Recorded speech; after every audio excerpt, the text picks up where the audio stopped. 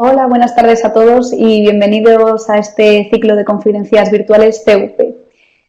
Bueno, hoy vamos a hablar sobre neurofeedback, esta técnica tan innovadora y novedosa, y cómo se emplea y cómo se interviene con la técnica a nivel clínico, en el ámbito de la psicología, neuropsicología, también coaching, psiquiatría. Determinados profesionales la emplean en su práctica diaria. Bueno, ante todo, primero saludaros, daros la bienvenida y cuando estemos comenzamos la sesión. Vale. En primer lugar, os presento el pequeño esquema que vamos a seguir para la presentación de esta técnica. Primero, puesto que algunos quizás no estéis familiarizados con la misma, vamos a hacer una pequeña presentación sobre qué es la actividad eléctrica cerebral, puesto que es la que vamos a modular y trabajar cuando intervengamos con neurofeedback, ¿vale? Para ello, unas pequeñas nociones acerca de, bueno, cómo son estas sinapsis entre neurona y neurona, y ahí donde se crea este potencial de acción es la actividad eléctrica que posteriormente modularemos con neurofeedback. También, y en la línea de esta intervención, tenemos el mapeo cerebral, es decir, una técnica de neuroimagen que nos permite analizar cómo es el funcionamiento de nuestro cerebro a través de un análisis de una electroencefalografía cuantitativa, ¿vale? También me interesaría que conozcáis este método, que muchas veces van unidos, es decir, tomamos un paciente, hacemos un mapeo cerebral e intervenimos a razón de ese análisis que se ha extraído de su actividad eléctrica cerebral. Otras veces intervenimos según síntomas, aplicamos el protocolo de neurofeedback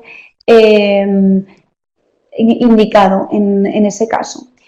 Antes de nada, me gustaría saber, bueno, ya iremos hablándolo, si no a lo largo de la sesión, por supuesto en los últimos minutos, donde abriremos este turno de preguntas. Si estáis familiarizados con la técnica, la conocéis, habéis sido intervenidos con ella, o bien la habéis utilizado en vuestra práctica, o bien si tenéis alguna noción al respecto. También por también saltarme las explicaciones más básicas. Ya digo que, a pesar de ser una técnica muy novedosa, pues en muchos países ya se aplica con cierta normalidad, o es fácil acceder a terapia con la misma. Vale. Bajo la premisa de que no estamos muy familiarizados con esta técnica, en primer lugar vamos a conocer a qué nos referimos o qué estamos trabajando, sobre qué estamos interviniendo cuando trabajamos sobre esa actividad eléctrica cerebral. Bien, para que nos imaginemos, primero adelanto unos pasos la ponencia para adelantaros que en neurofeedback colocamos unos electrodos sobre el cuero cabelludo y regulamos la actividad eléctrica cerebral. ¿Qué estamos regulando cuando trabajamos sobre este parámetro? Bien, estamos trabajando sobre el potencial de acción que se crea al establecerse una sinapsis entre neurona y neurona, al distribuirse esa señal ese impulso eléctrico que comunican las neuronas. Entonces, os he traído un pequeño dibujo que ilustra qué ocurre en estos potenciales de acción, cómo es esa despolarización de la membrana, y ahí lo que se crea es ese potencial que podemos registrar, esa actividad eléctrica en el cuero cabelludo, y es esa actividad la que vamos a modular. Y si nos adelantamos un poco, si hacemos una visión macro de qué es este potencial de acción, los pulsos eléctricos no es otra cosa que la conducta de nuestro cerebro, los aprendizajes que se establecen en el mismo, y por tanto estamos actuando y modulando esa actividad. Cuando en ocasiones está desregulada, se dan sintomatologías como ansiedad, síntomas emocionales, migrañas, insomnio, estrés. Por lo tanto, podemos actuar sobre estos síntomas de una forma implícita cuando trabajamos sobre el potencial que los genera o que se deriva de ello, ¿vale? Sobre todo quiero que entendáis este funcionamiento a nivel micro para poder luego extrapolarlo a qué vamos a hacer en consulta, o qué se hace con esta técnica tan novedosa que podemos, punto positivo, trabajar con ella desde niños, porque ya digo, para el paciente solo requiere estar sentado en un sofá recibiendo un feedback visual mientras tiene unos electrodos colocados en la cabeza. Por lo tanto, en ocasiones no es necesario ni una comunicación verbal fluida como si lo es en la terapia psicológica convencional o bien en neuropsicología, donde debemos trabajar fichas que adaptaremos para la persona, por supuesto, pero ya requiere unas mayores nociones en algunos campos como el lenguaje, la comprensión o la atención. En este caso, el abanico de pacientes al que podemos atender con esta técnica es más amplio, mucho mayor, ¿vale? Por lo tanto, primera noción que estamos trabajando, ¿a qué nos referimos cuando hablamos de actividad eléctrica cerebral? Y estamos hablando de ese pulso eléctrico que se genera cuando se transmite la actividad de neurona a neurona, ese potencial de acción que se genera al transmitir el pulso eléctrico es lo que vamos a registrar a nivel de cuero cabelludo, ¿vale? Y estos ritmos, por supuesto, son las ondas cerebrales. Si estáis familiarizados con la electroencefalografía, conoceréis que hay diferentes ondas cerebrales dependiendo cómo sean estos pulsos, estos ritmos. Vamos a ver a continuación cuáles son las principales ondas cerebrales. En esta imagen que os traigo tenemos lo que sería un estudio de electroencefalografía. Será la base de lo que empleemos en nuestra intervención con neurofeedback y, por supuesto, también la base o el estudio que se realiza cuando realizamos un mapeo cerebral. Un mapeo cerebral, ya digo, no es otra cosa que extraer una imagen de cómo es la actividad eléctrica cerebral a nivel de cuero cabelludo en todo el cerebro, y eso nos indica si observamos algunos patrones o biomarcadores que puedan relacionarse con ansiedad, con autismo, con depresión, con insomnio, con epilepsia, etc. Vale, como vemos en la imagen, para que todo nos quede ilustrado a nivel visual, vemos unos maniquís con una serie de electrodos en la cabeza. Este sería fácilmente la imagen de un paciente al que vamos a someter a una electroencefalografía o un mapeo cerebral. Tendría esa cabeza cubierta de 19 electrodos activos y 2 electrodos en las orejas, ¿vale? Cada electrodo va a registrar una señal. El registro de esta señal es como el que vemos en la imagen, ¿vale? Vemos esas subidas, bajadas de señal. Ese es un pulso eléctrico. Y dependiendo de la amplitud de esa onda, el ritmo de esa onda, será una onda alfa, una onda beta, que se relaciona con diferentes estados. Estado de vigilia, dormido, estado meditativo, estado activo, despierto, ¿vale? Dependiendo cómo sea ese pulso que observamos. Si nosotros nos fuésemos al hospital, por ejemplo, en la unidad del sueño, a ser evaluados a través de una electroencefalografía, bueno, pues pasaríamos allí la noche con estos electrodos sobre el cuero cabelludo y se extraería un papel similar al que os ofrezco en la imagen con esos pulsos. Como veis, muy chiquitito, pero sería interesante si le prestamos atención por un momento. En la imagen de los pulsos vemos que está indicado P3O1, FP2, F8, digamos al inicio de donde empieza el pulso. ¿Por qué? Porque cada uno de esos pulsos va a indicar la actividad que estamos registrando en cada uno de los electrodos que tenemos colocados sobre el cuero cabelludo. Esto es importante porque hay pulsos alfa, beta, que se registran mejor en unas zonas y no en otras de nuestro cuero cabelludo. Por lo tanto, es importante tener esto en cuenta a la hora de establecer este registro. Más adelante, como veremos, nosotros cuando hacemos un mapeo cerebral lo comparamos con una base de datos donde tenemos datos medios de la población para poder decir dónde alfa es mayor a la media o dónde es más de la esperada, ¿vale? Por lo tanto, los datos en crudo en ocasiones no nos dan demasiada información y han de ser comparados con una media, ¿vale? Por lo tanto, tenemos a qué nos referimos cuando hablamos de la actividad eléctrica cerebral, ¿vale? Ese potencial de acción cuando se distribuye el pulso entre neuronas. Esos pulsos son ritmos que tenemos identificados en tipos de ondas cerebrales que a nivel visual tienen el aspecto que os muestro aquí en la imagen, ¿vale? Ese pulso que sube y baja, y tenemos diferentes medidas dependiendo de cada uno de los electrodos activos que hemos colocado sobre el cuero cabelludo, ¿vale? Y recordemos, muy importante, creo que lo vimos en conferencias anteriores, pero siempre es importante hacer hincapié en ello, La electroencefalografía tiene muy buena resolución temporal, es decir, algo ocurre en mi cerebro y ya lo estoy registrando en la corteza, pero muy mala resolución espacial. ¿Por qué? Porque yo registro actividad eléctrica en un punto concreto del cuero cabelludo, pero no soy capaz de determinar si esa actividad viene justo del lóbulo temporal, de áreas subcorticales o exactamente de dónde procede, porque yo es como si pusiese un vaso en la pared y no sé si estoy escuchando la habitación de al lado, la del fondo, la esquina derecha, el frente izquierdo. Sé que lo oigo según se produce la conversación, pero no estoy segura de qué punto de la habitación proviene por simplemente el vaso que yo he apoyado en la pared, ¿vale? En nuestro ejemplo, ese vaso que yo apoyo en el cuero cabelludo sería este electrodo activo. Y de cada electrodo tenemos esa señal que sabemos que se produce en el acto según es registrada, pero no podemos indicar con precisión dónde se está produciendo, ¿vale? A pesar de que coloquemos un electrodo frontal, no es solo actividad frontal, ¿vale?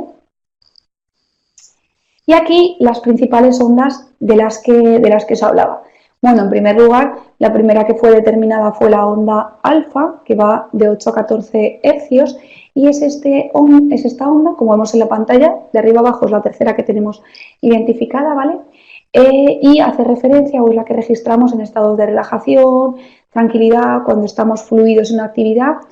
Ya digo su nombre alfa, pues porque fue la primera en ser determinada y acuñada. ¿Vale? Y va de 8 a 14 hercios. Por encima, en hercios, tenemos beta, segunda onda en ser identificada, por esto su nomenclatura, más allá de 14 hercios, y es la actividad que nosotros registraríamos en despierto, cuando estamos activos en el día a día. Aún por encima de beta encontramos high beta o gamma, que es una onda demasiado activa y en ocasiones se registra en momentos de hipervigilancia, ¿vale?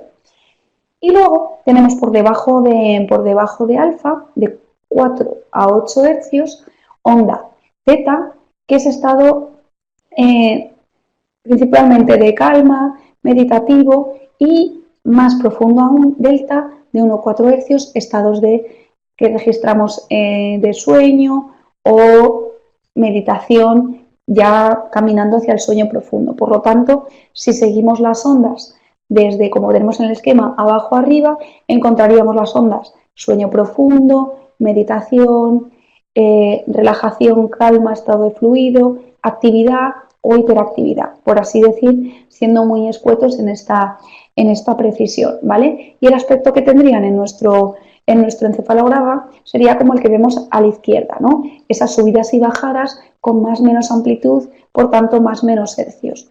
Ese aspecto indicaría que estamos registrando unas u otras ondas, ¿vale? Entendemos aquí a lo que nos referimos cuando estamos registrando una onda, y alfa puede ser una onda en un momento y de pronto pasar a delta, de pronto pasar a beta, ¿vale? Me refiero que en cada uno de los electrodos no es que estemos registrando una actividad, sino que esa actividad depende de las oscilaciones que observemos en el registro procedente de cada uno de los electrodos activos que tenemos sobre nuestro cuero cabelludo, ¿vale?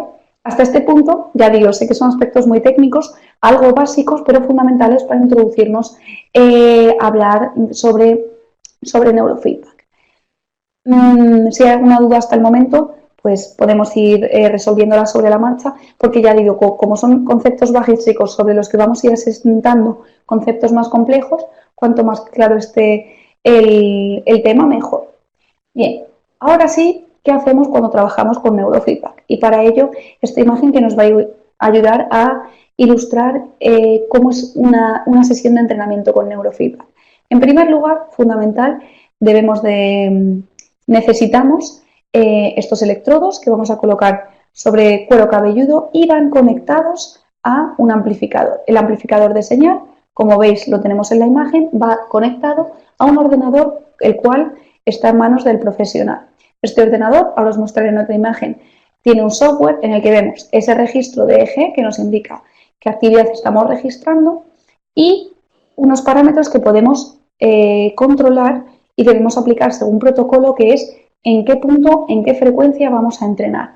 Habrá personas que necesitarán entrenar en 0,0 0,04 milihercios y será este punto en el que la persona vea el videojuego de forma óptima. Podríamos, de forma muy simplificada, decir que el paciente o la persona que está entrenando con neurofeedback estaría controlando el videojuego con la actividad que estamos registrando en su mente. Solo que este control en ocasiones no es consciente, es decir, la persona puede desear que la nave vaya hacia la izquierda y esto no va a hacer que la nave vaya hacia la izquierda, puesto que depende de la actividad que registremos y no de los deseos del paciente. Obviamente, si está intranquilo, más inatento, poco concentrado, incómodo, el juego no va a ir bien, porque estamos fomentando la autorregulación de esa actividad cerebral, que esté regulado en un punto óptimo para la persona. Por lo tanto, la sensación que uno va a extraer de este entrenamiento es el estar cómodo, fluido, tranquilo, con la mente concentrada en ese punto. Y ya digo, el feedback no es otra cosa que el buen funcionamiento de este videojuego. Podemos trabajar con videojuegos, pero también podemos trabajar con películas que se hacen más grandes, más pequeñas, dependiendo de la actividad óptima que estemos registrando en la persona. El sonido también oscila y podemos trabajar en últimas actualizaciones también con Netflix, con YouTube. Es decir, no importa el estímulo al que uno esté siendo sometido, que el estímulo que estemos presentando, porque lo importante es el feedback que aplicamos a ese estímulo cualquiera. Es decir, que el videojuego se vea con mayor o menor nitidez en la pantalla, va a ser lo que haga que la persona regule su actividad eléctrica cerebral. Y el aspecto en terapia es más o menos el que os presento en la pantalla. Tenemos el software que está manejando el terapeuta, la pantalla que ve el paciente y esta pantalla conectada al ordenador, por supuesto, puesto que va a ser la que ofrezca el feedback, y al amplificador, que también está conectado al ordenador, puesto que es el que registra las ondas del paciente. Me preguntáis si son caros los equipos. Buenos, o sea, es una tecnología potente, o sea, si es un material médico de calidad, y el precio, pues deberíais remitiros a las diferentes empresas que lo distribuyen o comercializan en España para conocer estos datos. O sea, os hago esa recomendación. También hay cursos, por supuesto, o sea, toda una serie de formación, porque es importante, aunque existen protocolos para cada uno de los diferentes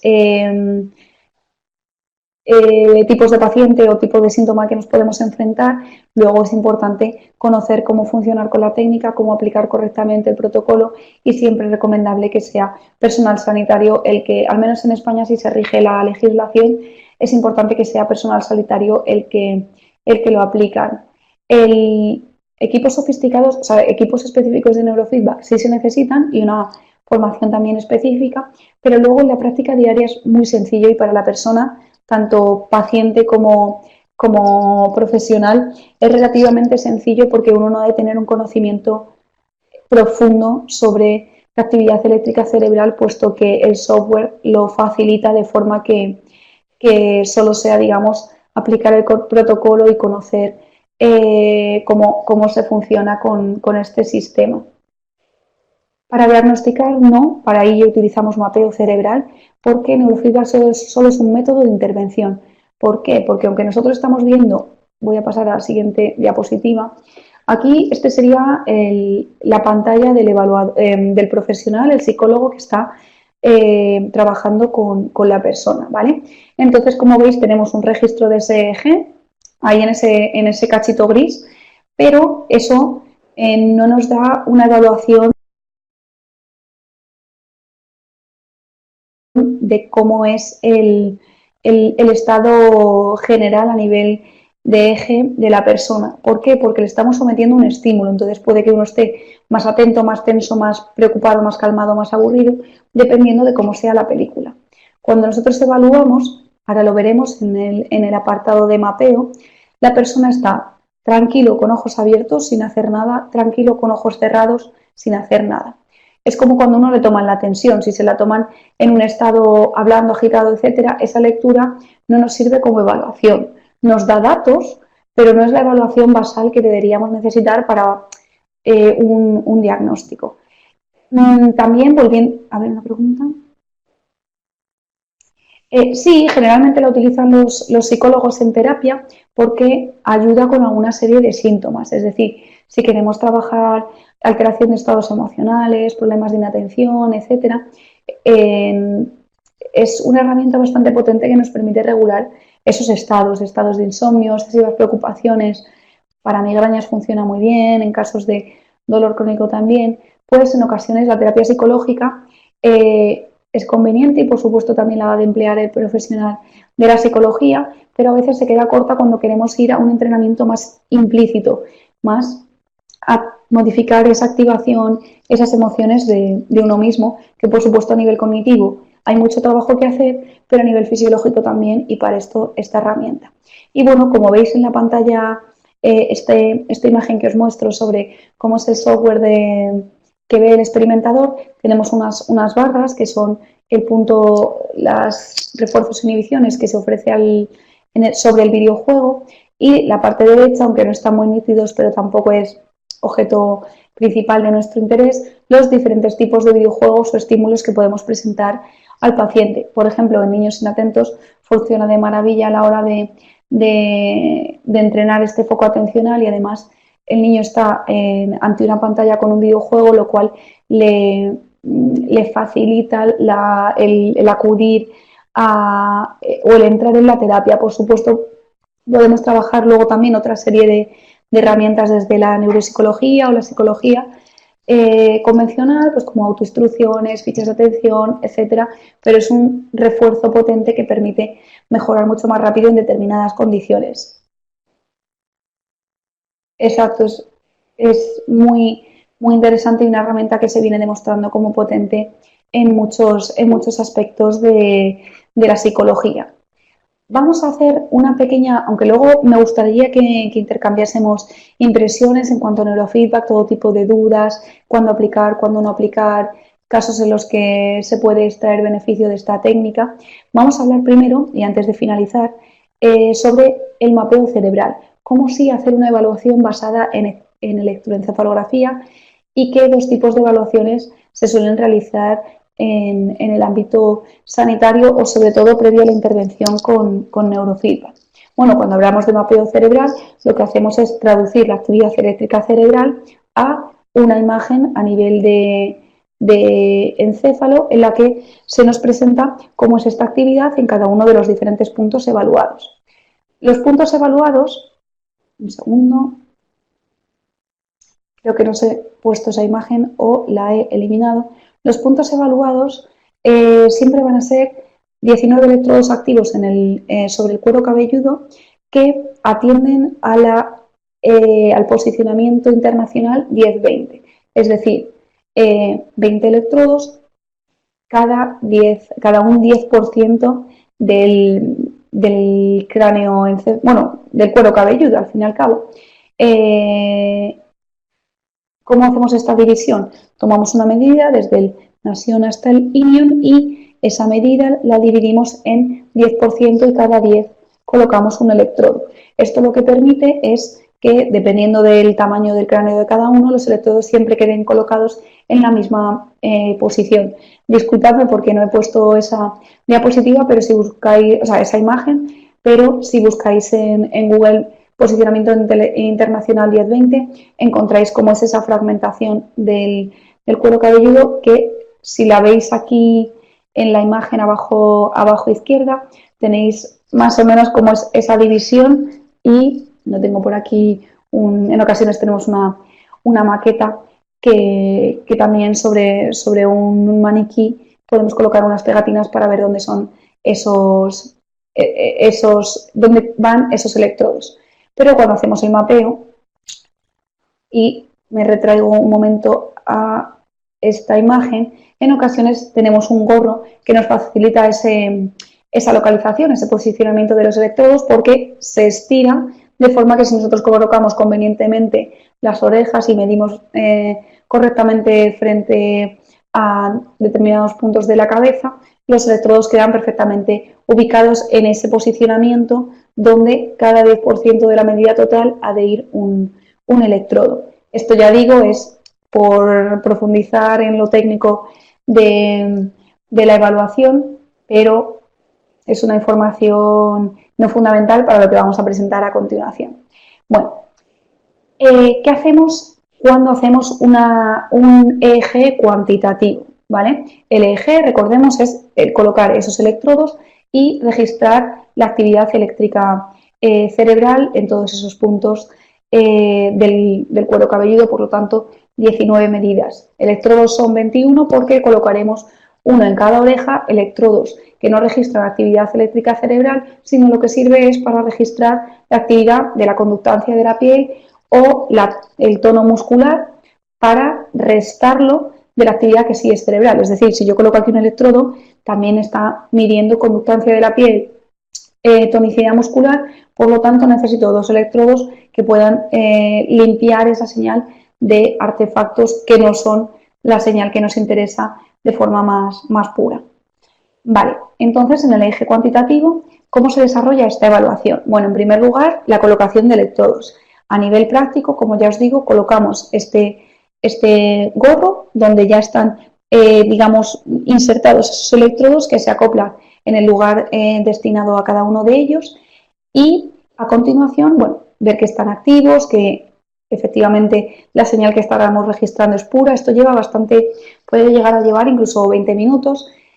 Por eso hay ocasiones en las que este mapeo no se puede hacer en niños muy pequeños porque no facilitan la colocación de estos gorros, aunque se puede hacer incluso si llegan como calmados o dormidos y permanecen en este estado mientras la colocación de electrodos. Después, a continuación, ya tenemos a la persona con su gorro conectado al amplificador y al software de evaluación. Hacemos análisis unos minutos con los ojos abiertos y a continuación unos minutos con los ojos cerrados para registrar cómo es la actividad eléctrica espontánea, y esta es la clave, en esa persona. Digo que el hecho de que sea espontánea es la clave porque en neurofeedback no es actividad espontánea, es la actividad ante un estímulo. Ese estímulo es el feedback proveniente de la película o el videojuego que estamos proyectando. Por lo tanto, no es actividad pura basal, como el ejemplo que poníamos de tomar la tensión, sino que es una actividad que solo nos sirve para el entrenamiento. En el mapeo, como es actividad basal, es actividad espontánea donde la persona no está haciendo nada más que permanecer quieto, tranquilo, con ojos abiertos o bien con ojos cerrados, sí podemos establecer una evaluación de esta medida. Generalmente, y si queremos un mapeo completo, es más interesante realizar junto con este eje cuantitativo los potenciales evocados. Vale, ¿qué son los potenciales evocados? ¿Vale? Para ello os voy a explicar toda la técnica de mapeo, que luego veremos qué extraemos de estos análisis y cómo intervenimos con neurofeedback. Y bien, veamos, hemos estado ya unos minutos ojos abiertos, unos minutos ojos cerrados y tenemos a la persona aún con su gorro, con todos los electrodos activos para registrar esta señal. A continuación, lo que nos interesa es ver cómo responde la persona ante una tarea concreta. En este caso, generalmente se utiliza una tarea Go No Go. Para los que no estéis familiarizados con las tareas Go No Go, lo que hacemos en esta tarea es pedir a la persona que responda ante un estímulo y no haga nada ante otro. Responder, en este caso, va a ser hacer clic en un botón y deberá no hacer nada ante otro tipo de estímulos. Aquí, en la imagen abajo izquierda, os presento una tarea tipo Go No Go que podéis encontrar en el programa PEDEL de evaluación. En esta tarea se pide a la persona que haga clic cuando aparezca la letra P y no haga clic cuando aparezca la letra R. De forma que en ese patrón de estrellas se levantan, o sea, se destapa la estrella azul y aparece una P o una R y deberá hacer clic cuando ve la P y nada cuando ve la R. Esta tarea, el paso, tiene una segunda fase en la que cambian las instrucciones. La persona deberá hacer clic ante la R y nada cuando aparezca la P. ¿Vale? Lo que queremos hacer es ver cómo es el potencial cuando la persona está preparada para responder, cómo es cuando la persona inhibe la respuesta y cómo es cuando la persona se equivoca, si es que se da el caso, ¿vale?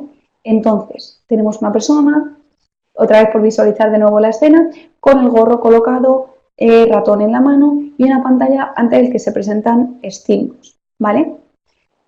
Una pregunta, vale. En esta tarea en concreto os planteo una tarea tipo, no esta de este programa Pebble, que sí empleamos en potenciales evocados, y es que la persona debe hacer clic cuando aparece la imagen de un animal seguida de la imagen de otro animal. Por ejemplo, aparece un animal, ya estamos preparados porque si aparece otro haremos clic, y a continuación aparece una planta, ¿vale? Pues nuestra preparación decae. No debemos responder porque no es animal, sino es un animal seguido de la imagen de una planta. Si aparece una planta como estímulo 1, nos podemos relajar porque aunque le siga un animal, como el que le precede no es animal, podemos estar relajados porque en ningún caso vamos a responder. Si aparece un animal, nuevamente volvemos a estar atentos porque puede que debamos emitir la respuesta y efectivamente se sigue de un animal, deberemos hacer clic. Por lo tanto, estamos viendo cómo la persona está preparada para responder o relajada ante la no respuesta según se sucedan unos u otros estímulos. ¿Por qué nos interesa esto? Porque cuando estudiamos potenciales evocados, lo que analizamos son los componentes de estos potenciales. Los potenciales son, como vemos aquí en la gráfica derecha, estos picos de respuesta, de preparación del cerebro que se producen ante la tarea. Principalmente encontramos dos potenciales interesantes que son la P300 y la N200. Ahora leo un momentito vuestra pregunta y voy a terminar con esta idea. Es decir, nosotros tendremos en nuestro gráfico, cada uno de los 19 electrodos nos dará un gráfico como el que vemos aquí abajo a la derecha.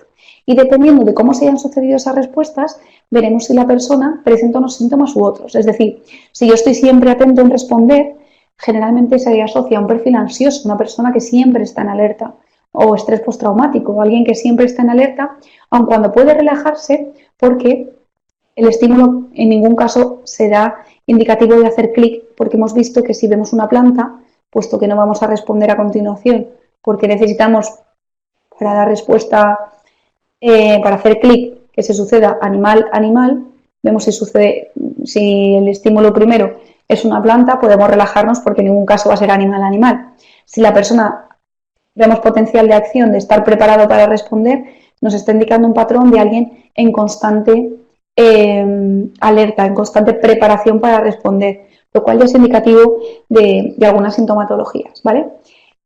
También en determinados potenciales y el estudio de los mismos nos permiten establecer correlaciones con posibles sintomatologías y nos indican sobre todo cómo está funcionando un cerebro, si siempre está alerta o al revés, si no está en alerta aun cuando ha de estarlo, si no es consciente de que está cometiendo errores, si no es consciente de que puede volver a la calma para preparar otra vez su respuesta. Esto nos indica un patrón de actividad que, junto con la actividad espontánea que hemos registrado en el QEG o EEG cuantitativo, nos da una imagen bastante amplia, o podemos hacer muchos análisis con todos estos datos registrados de cara a establecer su mapa cerebral. Os enseño a continuación cómo sería este mapeo, o sea, lo que al final recibe el paciente o el terapeuta, el análisis que se extrae de este examen, ¿vale? El examen en total puede llevar unas 2 horas, donde primero 20 minutos colocación de electrodos, unos minutos ojos abiertos, unos minutos ojos cerrados y a continuación esta tarea go no go, donde vamos a analizar los potenciales evocados, estos componentes que extraeremos de este tipo de tarea. Y bien, como vemos, bueno, esta imagen izquierda, por ejemplo, hemos comparado con la media la actividad eléctrica cerebral de nuestro paciente, ¿vale? Entonces vemos la media, ¿no?, estándar, cuando está el estímulo objetivo y vemos la diferente actividad con esos colores que hemos traducido. Es un programa, traduce a esta gama de colores, digamos, ese esquema de potencial de cada uno de los electrodos y podemos ver una imagen donde vemos más alfa, más beta y vamos atribuyendo, como ya digo, en base de la evaluación de nuestro paciente, vamos buscando determinados biomarcadores que determinen unos posibles síntomas u otros. A la derecha también vemos similar comportamiento y un análisis de coherencia que también se puede realizar con los datos que nosotros extraemos de potenciales evocados, es decir, esos datos brutos luego los sometemos a diferentes análisis estadísticos y diferentes programas de transformación de esa actividad en mapa, en cartografía cerebral, que nos permiten establecer, no establecer, sino determinar o hallar diferentes tipos de biomarcadores que nos indiquen una u otra sintomatología. Voy un momentito con vuestras respuestas y pasamos a las últimas diapositivas.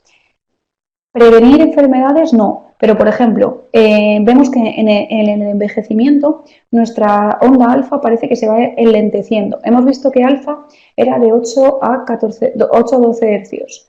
Entonces, por lo tanto, si nosotros hacemos evaluaciones cada año a nosotros mismos o a nuestro paciente y ese alfa que solía estar, por ejemplo, en 10 hercios, cada vez va siendo más lento, o sea, sigue siendo alfa, porque a lo mejor es 9,8, pero ya no son los 10 hercios que tenía 3 años atrás. Es un indicativo de envejecimiento. Si fuese a razón de... Hay un estudio al respecto que no es si es 0,1 hercio al año y demás, puede ser indicativo de demencia. Para prevenir, no nos sirve para prevenir, nosotros lo diagnosticamos y como se diagnostica de forma prematura podemos intervenir de forma prematura y por tanto sí prevenir, pero la evaluación no previene, la evaluación simplemente diagnostica. ¿Cuántas sesiones para número de sesiones se pueden evidenciar efectos de imagería?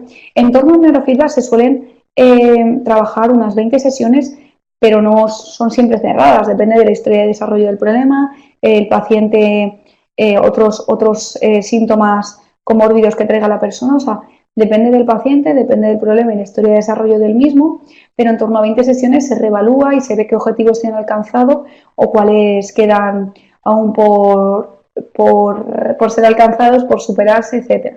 Y bueno, por supuesto, puesto que es igual que el entrenamiento físico, solo que el entrenamiento cerebral, cualquier persona puede entrenar su cerebro para trabajar en alto rendimiento. O sea, también se trabaja con deportistas, personas que están preparando posiciones, o sea, no es necesario solo o no es exclusivo solo del campo clínico, pero bueno, como estamos hablando de intervención clínica, he querido enfocarlo en ese aspecto en concreto.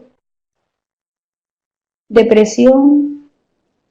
Bien, bueno, suelen ser tratamientos largos, pero a nivel emocional es una intervención junto con terapia cognitiva más potente, porque trabajamos de forma implícita y explícita, trabajamos directamente, digamos, con la emoción, con el sistema nervioso y por otro lado a nivel de cognición, de pensamientos suicidas, de ideación, o sea, es como el entrenamiento, como el del futbolista que entrena en el gimnasio, pero también la estrategia en el campo. Debemos hacer ambas cosas, entrenar a nivel muscular y a nivel de técnica, pues en este caso igual, entrenamos a nivel de órgano y a nivel de técnica. Siempre un profesional sanitario, recomendablemente psicólogo, neuropsicólogo, psiquiatra, puesto que van a ser los principales síntomas que acudan a consultas, síntomas o bien problemas cognitivos, del estado de salud mental, etc. Paso a la última diapositiva y abrimos ronda de preguntas. Bien, como hemos visto, recordemos, serían algunas imágenes que podemos extraer del análisis de QEG y potenciales evocados y qué podemos observar ahí, qué patologías pueden verse identificadas en según qué valores. Bueno, pues TDAH, cuando hay un exceso de teta y beta frontal, o baja amplitud del componente P300, ¿vale? Esas personas que siempre están activas. Trastorno obsesivo compulsivo, exceso de beta cuando hacemos el QEG, o también a nivel de potenciales evocados, un componente tardío de la P300, ¿vale? Alguien que parece que está obsesivamente tratando de responder en esa tarea go no go. La ansiedad beta frontal, o sea, beta central, perdón, en el QEG, en esa actividad, en ese análisis electroencefalográfico espontáneo, y también aumento de los componentes positivos, la P es positivo, la N es negativo, ¿vale? Recordemos que había subidas y bajadas. Cuando hacemos el QEG vamos a determinar E, aquellos potenciales de subida, y N, aquellos de bajada, y el apellido 300, 200, etcétera, atiende al milisegundo en el que se produce. Si vemos un potencial positivo en el milisegundo 300, esa activación, en ese potencial hemos determinado la P300, ¿vale? Insomnio, por ejemplo, decaimiento de alfa, esto que hablábamos de deslentecimiento y aparición de teta o paroxismos. Paroxismos es como una fuerte descarga, ¿no? Como lo que sería una similar a lo que observamos en epilepsia, en el análisis del QEG espontáneo. Estos son algunos ejemplos de qué deberíamos buscar o qué observaciones de estos análisis nos pueden enlazar con posibles condiciones clínicas. Luego, ¿cómo intervendríamos? Pues con neurofeedback, trabajando esa actividad eléctrica, y luego ya digo, pues si estamos, por ejemplo, ante una ideación suicida, también intervendremos a nivel de cognición para modificar estos pensamientos o estas creencias inadaptadas que no permiten el bienestar de uno mismo. Y con esto, hasta aquí lo que os quería traer y presentar en esta conferencia, y quiero abrir ahora sí esta ronda de preguntas, debate, que aunque ya hemos establecido conversación con algunos puntos que considerabais de interés, me gustaría que me comentaseis, bueno, qué dudas tenéis al respecto, qué conocéis del mismo, en qué aspectos os gustaría ampliar información, y debatimos al respecto también, no solo con dudas que se puedan quedar en base a las explicaciones, sino también en la línea de ampliar vuestros intereses de cara a esta técnica tan interesante y tan novedosa. Y como decía, al menos en España la utiliza profesional sanitario, y fundamental. Si a lo mejor lo utilizamos para el desempeño de un deportista en la pista, no es tan obvio que la necesidad de un personal sanitario, pero en muchos casos nos vamos a enfrentar a problemas de ansiedad, depresión, insomnio, migraña. Por lo tanto, sí es necesario que esté un profesional sanitario detrás de esta intervención, y por supuesto, al menos en España, los cursos solo se imparten a personal con estas características. Bien, en Parkinson, en cuanto a estudios evidentes en la técnica, no he encontrado mucha evidencia, quizás porque es un campo todavía joven al respecto. Sí parece que tanto en Parkinson como en otro tipo de enfermedades neurodegenerativas hay un retén del avance de la enfermedad, no una mejoría, pero sí parece que los síntomas se frenen. Es mucho entrenamiento para el poco frenado de los síntomas que se obtienen, pero parece que ese es la principal ventaja o el principal resultado que se ha obtenido en este tipo de patologías neurodegenerativas. Ya digo, no son resultados positivos o mucho menos de mejoría, pero sí de retén del avance de esos síntomas. Organizacional. Bueno, sí conozco que coaches utilizan esta técnica como para alto rendimiento, potenciar la atención, la concentración, el foco de los trabajadores, también por supuesto a nivel de calma emocional. También se puede entrenar, hay entrenamiento tipo mindfulness, solo que ese entrenamiento es guiado, porque como recordaremos, una de las ondas está relacionada con estados meditativos. Por tanto, lo que debemos hacer es dar feedback positivo cuando estamos registrando esa onda. Por tanto, hacemos una sesión de mindfulness guiado, pero donde estamos seguros que la persona está en estado meditativo. No estas meditaciones que también se trabajan, donde la meditación es guiada en base a una serie de instrucciones que va ofreciendo el profesional y demás, pero no tenemos la certeza de que el paciente esté siguiendo, entendiendo o interiorizando esas instrucciones que damos. Para mejorar la memoria, se puede entrenar, o sea, el entrenamiento en alto rendimiento sí incluye esa mejoría de la memoria. En muchos casos la falta de memoria es por una dificultad de acceso, no de acceso, sino de retención del material, es decir, no estamos atentos a lo que estamos, al material o los estímulos que nos están presentando, por lo tanto no somos capaces de almacenarlos. Y en ese ampliar el foco atencional, sí, neurofeedback tiene muy muy buenos resultados. O sea, no sería quizás el principal motivo de consulta, la principal demanda, pero sí se puede ver beneficiada la memoria del entrenamiento con esta técnica. Esta técnica novedosa. Ah, sí, estupendo, Ana, sí, que ya os es familiar de alguno de vosotros. Sí, ya digo que es muy novedosa, pero bueno, a raíz del éxito que está teniendo, de la implementación en diferentes eh, clínicas por diferentes profesionales y a nivel también de investigación de estudios, cada vez vemos más estudios que lo que ponen su interés o sus objetivos en el determinar cómo es qué resultados se obtienen de esta técnica, pues vemos un creciente interés por el entrenamiento, ya sea a nivel clínico o a nivel de investigación. No sé si tenemos alguna pregunta más, o si ya conocíais la técnica, si ha quedado claro un poco cómo es el procedimiento, tanto de evaluación como de intervención con neurofeedback. Evaluación, recordemos, es otro tipo de software, otro tipo de herramienta donde realizamos generalmente un mapeo cerebral, y neurofeedback puede ser, podemos trabajar en base a los síntomas que nos comunica el paciente en la sesión de evaluación, o realizar un mapeo previo. Es frecuente en ambas formas de proceder.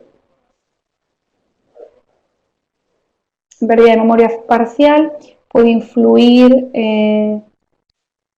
bueno, a grosso modo habría que estudiar cuál es la fuente de esta pérdida de memoria, porque bueno, si estamos ante o sea, no es lo mismo el que tiene una pérdida de memoria debido a un efecto secundario de una pseudodepresión que esté atravesando. En ese caso, sin duda, se vería mejorada esta memoria. Si esa pérdida de memoria es a causa de una enfermedad neurodegenerativa, se podría detener el avance de esta pérdida, pero revertir sus efectos sería más complicado. Y si estamos ante casos por ejemplo, pérdida de memoria a causa de un proceso vírico o la detección de un tumor, etcétera, bueno, en esos casos se podría rehabilitar posterior a la intervención quirúrgica, pero no sería la técnica principal. O sea, primero habría que intervenir a nivel quirúrgico. ¿Cuánta capacidad? Bueno, en ese aspecto lo más conveniente es una evaluación neuropsicológica donde vemos nuestro rendimiento a nivel de función. En este aspecto, bueno, si hacemos, por ejemplo, un mapeo, veremos si nuestras ondas son más rápidas, más lentas y demás, pero generalmente solo nos comparamos ante la media, y en el caso positivo vemos si somos, o sea, cuánto cercanos a la normalidad somos. O sea, desde luego yo haría una evaluación neuropsicológica en ese aspecto. Y en casos de Alzheimer, lo mismo que comentaba para las enfermedades neurodegenerativas, detiene su avance, pero no mejora los síntomas. O sea, simplemente retrasa su aparición. Tampoco es el campo en el que del que más estudios disponemos. Creo que me he dejado una pregunta. Vale. Me alegra que haya quedado clara la explicación, y me alegra haber presentado una técnica tan compleja, que luego, ya digo, a nivel de lo que el paciente experimenta es mucho más sencillo, porque es la sensación de estar controlando un videojuego con la mente, pero toda la técnica que hay detrás es profunda.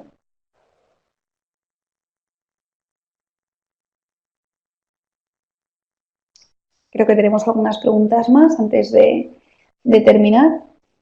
Esquizofrenia. En esquizofrenia, bueno, voy a hablar de un caso en concreto que presentaron en un congreso al cual asistí, y un médico, o sea, médico psiquiatra, presentaba el caso de un paciente que había sido tratado con neurofeedback, donde habían mejorado sus síntomas, los síntomas negativos de la esquizofrenia, no así los positivos. En ese aspecto estaban muy esperanzados, porque no habían encontrado mejoría para esta persona a nivel farmacológico ni a nivel de otro tipo de terapia, y sí lo hallaron con neurofeedback, pero ya digo, estamos hablando de caso único, y en la revisión bibliográfica que yo he realizado no encontramos resultados concretos, digamos. O sea, sí podría ayudar y a nivel emocional uno se encuentra mejor, más regulado y extrae cierto beneficio, pero en los síntomas, digamos, propios de la esquizofrenia solo afecta, solo influye o mejora los negativos, al menos en base a este estudio al que tuve acceso. Y ya digo, en enfermedades neurodegenerativas, como me comentabais, detiene, o sea, funciona como de retén ante el avance de la enfermedad, pero no encontramos hallazgos positivos en cuanto a la no aparición. Obviamente, si lo comparamos con el entrenamiento físico, a nivel cardiovascular, cuanto uno más saludable esté, pues retrasamos aparición de enfermedades y demás. No, esto no quiere decir que no vayan a aparecer, que no se vayan a desarrollar. Utilizada para el análisis de los criminales con ayuda del feedback. Bueno, sé que los potenciales evocados se han utilizado en algunos casos de incriminación, ¿no? Cuando determinamos si un paciente ha cometido ese crimen o no.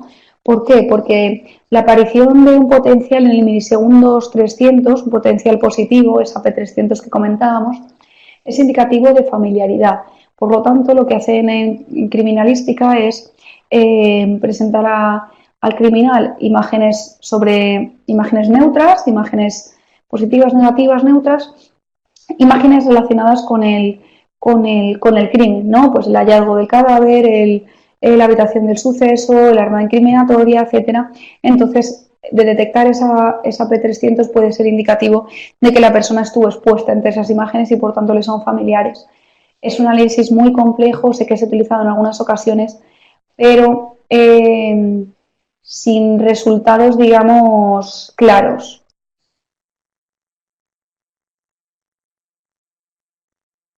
En cuanto a la desmotivación, bueno, sí se entrena, o sea, ya digo, no es lo más convencional, pero sí se puede trabajar, puesto que cuando uno está más fluido, más atento, como cuando practica un deporte, que uno está fluido, encantado con el, o sea, no sé si podemos comparar cuando uno no le gusta un deporte como cuando sí, y esa fluidez que tiene en la tarea, ese estado de fluir, ese estado sí que lo podemos, digamos, entrenar y tratar de implementar en nuestra vida cotidiana con neurofeedback. Entonces, por tanto, es muy posible que la persona se encuentre más motivada. Pero ya digo, este es un hilar muy fino y establecer varias suposiciones. En trastorno de estrés postraumático y otro tipo de traumas funciona con resultados similares al MDR, lo cual es bastante esperanzador y favorece a la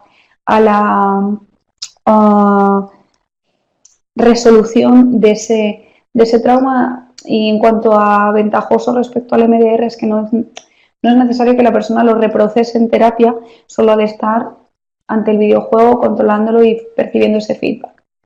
En niños hiperactivos funciona bastante bien porque recordemos estamos trabajando sobre ese foco atencional, ¿no? Medimos estos puntos de atención y recaptamos la atención del niño cuando se esté distrayendo o esté disregulado en ese aspecto. O sea, y además como ya digo, es una tarea cómoda para niños por el formato de la misma, ¿no? El estar sentado controlando un videojuego, pues es bastante recomendada.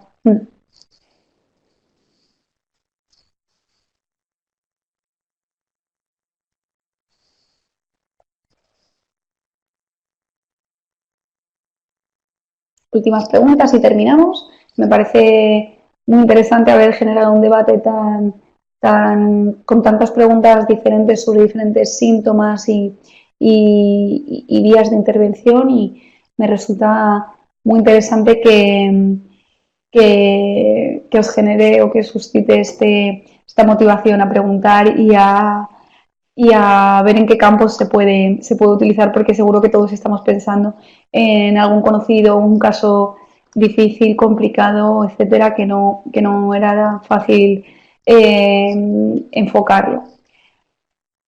Me alegro mucho que os haya gustado la conferencia. No sé si nos queda alguna pregunta, unos minutos más para las últimas preguntas.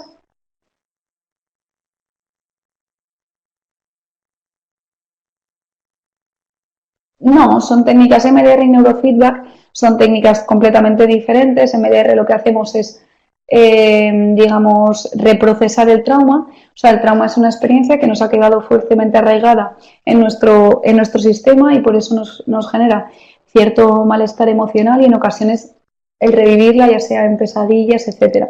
Entonces, lo que hace MDR es reprocesar esta vivencia para que sea procesada de nuevo de manera no amenazante.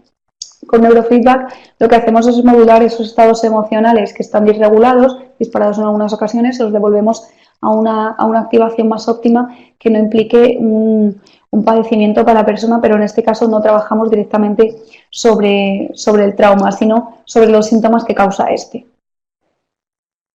Me alegra mucho que hayáis disfrutado. Estoy, ya sabéis, totalmente abierta a consultas o preguntas que se hayan quedado en el tintero. Podéis dirigiros a mí a través del correo, la plataforma, y yo encantada de ofreceros toda la información que esté a disposición o si no está a disposición ya buscaré yo los estudios científicos más recientes para poder responder vuestras consultas. Me alegra que os haya resultado interesante. He tratado de traer algo novedoso, diferente y sobre todo, bueno, que como profesionales del ámbito de la neurociencia, al menos conozcáis qué ocurre en el sector, ya no, aunque no sea vuestra principal herramienta en el día a día o incluso aunque nunca la utilicéis, pero siempre es importante en el sector estar actualizado y estar al día en lo que ocurre en nuestro campo. Y como técnica innovadora me parecía importante que la conocieseis y al menos estar familiarizados también con estas técnicas de análisis o de intervención y la electroencefalografía, que es una fuente, digamos, una neuroimagen muy empleada en la práctica clínica hospitalaria y es importante conocer como profesionales del ámbito a qué nos referimos cuando trabajamos con ella. Así que muy bien, pues sin más dilación, cerramos la conferencia en este punto y muchísimas gracias por vuestra asistencia, vuestra atención y vuestras preguntas y nos vemos pronto en la siguiente. Que vaya de maravilla.